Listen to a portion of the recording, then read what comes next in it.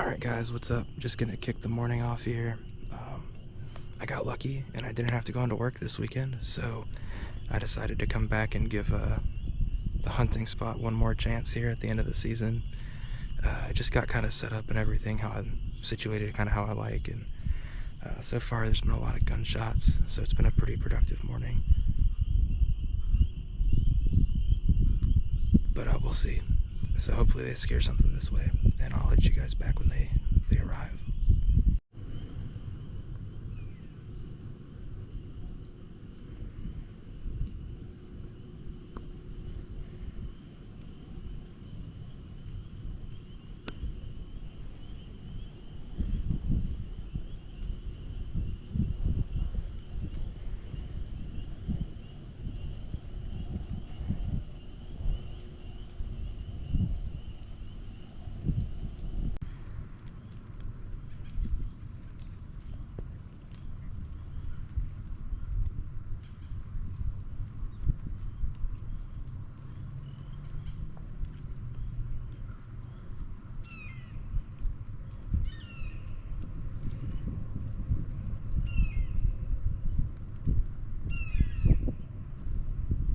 Alright guys, so update.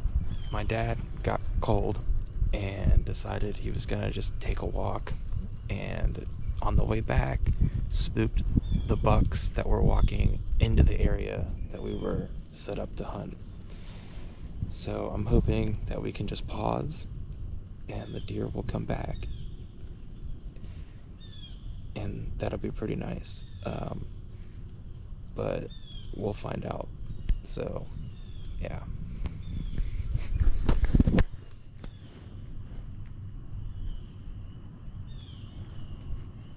Guys, the deer are back. I'm gonna spin you around as I talk here. And there's one over here and one over here. And then of course I'm here. My dad's on that side now. And we're waiting to see what these deer do. So I might actually pack up and get down and see if we can go get them. I don't know yet. Stay tuned. Alright guys, just wanted to give you a quick update on the new arrows. They're flying really good during practice. They're very consistent. However, after being in a light rain for a couple hours this morning, I noticed a surprising amount of rust, especially just for a drizzle.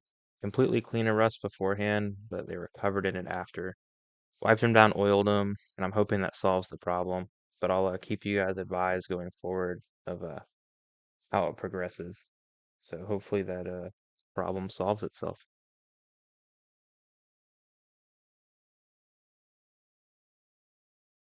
And guys, what's up? We're back. As you can see, I guess hunting didn't really go as we hoped, but it was still a fun, enjoyable time, along with the colder weather here in Florida right now. So it was pretty nice. As you can probably tell from the compilation of just outings I put together for December, we didn't do a whole lot of fishing. Well, we started to in the beginning of the month, but it got so cold. I went ahead and put the Sea-Doo away, I guess, for the winter at this point. I wasn't planning on it, but it's getting cold enough where if it hard freezes, which it is quite a bit here in North Florida, if there's any water left over in the jet pump and the exhaust, it'll freeze and it could crack something. So in order not to risk breaking the Sea-Doo, I went ahead and just kept it covered and put away for the probably remainder of the winter here. And then spring, when it stops freezing overnight, we'll break it back out.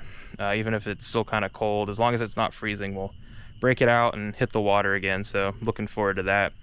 In the meantime though, I'm gonna kind of show you, we got our Jeep Wrangler here. She's a 22 Jeep Wrangler. She's an option with the Eco Diesel. So already a last of its kind here. That option went away in the US. And I bring this up is kind of starting next year, we're going to be doing quite a few road trips, and this is our road trip vehicle, as well as taking it kind of off-road adventures around Florida, maybe some into Georgia. So yeah, I just wanted to kind of give you guys a tour, tell you what's on it right now, and kind of know what to expect kind of early next year until it warms up enough to break the Sea-Doo back out. So this is a 2022 Jeep Wrangler, option with the Eco Diesel. I had a 2010 JK for a while, and it was just very anemic, and I wanted some more power, and I also kind of wanted to move to a diesel, so I went to Jeep, and it was close between the Bronco and the Jeep, but I decided to stay with Jeep. And the Eco Diesel engine's been great. I got about 12,000 miles on it now, so it's quite a bit in the first year here, but it's been fun. It's pretty good to drive and working pretty good.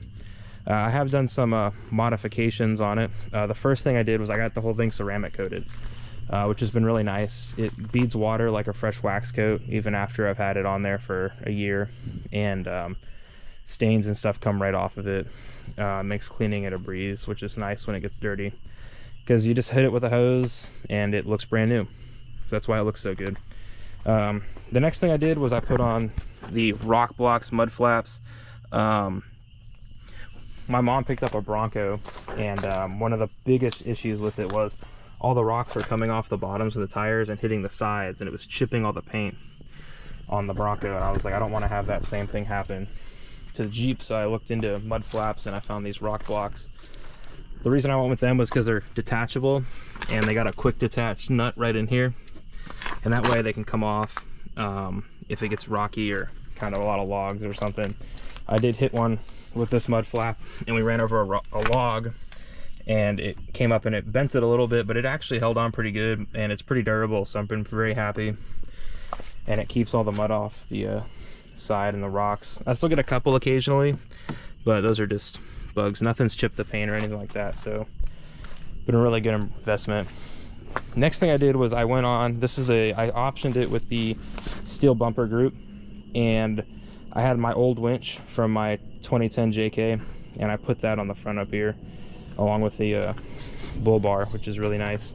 So that's good. I carried it over. The only issue I had with the Badlands winch was when I went to put it on, this underside of this lever right here, it was catching on the bumper, so I had to take an angle grinder and cut off a pretty good amount, probably about a 1/4 inch under the B, and then I just polished it smooth so my hand wouldn't catch on it. But it fits perfect now and works with the bumper.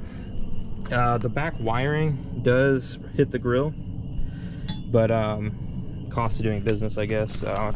It's a great winch. I've used it plenty of times in the old one. This one I haven't had actually I did use it once to rescue another vehicle, but for this Jeep I haven't. And yeah, so that's kind of all the stuff going on the outside. I haven't done too much to it. I do kind of plan on building it out as like nice kind of adventure road trip vehicle, go see the sights a bit. So they blend in so well. The other thing I did do after that was I put these rock sliders on, and I actually try to do it myself. I do most everything myself. I just try to do these myself, and I'll show you where they attach.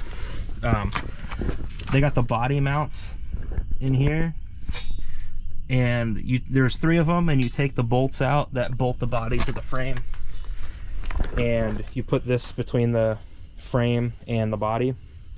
And when I started taking them out, they were really tight, and it felt like I was gonna kind of break them a little bit, and I didn't want to do that. So I just decided to let the dealership do it. And even with the dealership doing it, one of the bolts kind of got loose and it came off while I was driving, and the cab started making squeaky noises. So what I did was I took it back to them, and they found the right bolt for it and fixed it, and they did a really good job on it. So that was pretty nice. Definitely worth the investment, kind of having the dealership put those on, I think. But the reason I went with these, I don't remember what these are. I think they're the Barricade ones, but they work with the factory Ruby rails, so I could kind of keep both. And the factory rail protects the whole seam under here, and these give me some extra protection and just enough of a side step to kind of step in. So that's pretty nice. That's why we chose that to go with.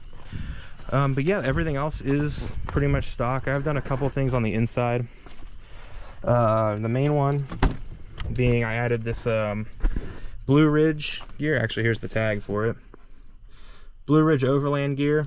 I think it's called a hammock, gear hammock, to the top. If you are sitting in the seats, it does kind of hang down a little bit with stuff in it All I got right now is a hat for the rain gear in case it rains, and just a towel I wipe the fingerprints off my screen with. Let's see what else we got. We got also blue dials on the front inside, and I'll move around to the front here and show you. Also installed the Kraken air inflation system here. So this is on the driver's side, and walking around to the passenger side, I'll show you the rest. It was a pretty easy, straightforward install. It did take a little bit of work. I had to take the seats out, or just the driver's side seat. I just took it all the way out and then pulled the carpet up, ran all the wiring underneath. This is it, and it has a hose for an air compressor, and it goes to all 4 tires. You can air them back up. It's kind of nice to air them down. You get a better ride off-road, and even on dirt roads and stuff that aren't too crazy, and just a little smoother. But nice and easy. It airs all 4 up at the same time, so that's pretty happy with that as well. But yeah, so that's everything on the Jeep, and hopefully here soon, beginning of January, we're going to take it on a nice road trip. Be headed to Alabama on that one, and then after that, I don't really know. We'll see what next year's got planned. Definitely want to get back out on the Sea-Doo, catch some fish, and kind of just adventure around Florida. We got I just picked up the I picked up the maps a couple weeks ago now for the Florida Adventure Trail, which is 4x4 dirt bike, and kind of tour around Florida. So definitely want to hit that this year. And yeah, so this is our rig for that. Show you guys kind of natural Florida, and hopefully get back to the fishing when the weather warms up enough that we're not gonna risk damaging the Sea-Doo from all the freezing weather. So I held out pretty long before putting this video together, hoping it would warm up enough that I was comfortable taking it out and letting it dry out before it froze again. But with the crazy kind of cold weather, which is nice, that we've had, I just haven't felt comfortable filling it up with water before leaving it out. But so that's where everything kind of sits, and I'll probably publish this video early next year, and hopefully you guys stay tuned and enjoy what we have to offer, see what Florida has to offer next year. So peace out and Happy New Year.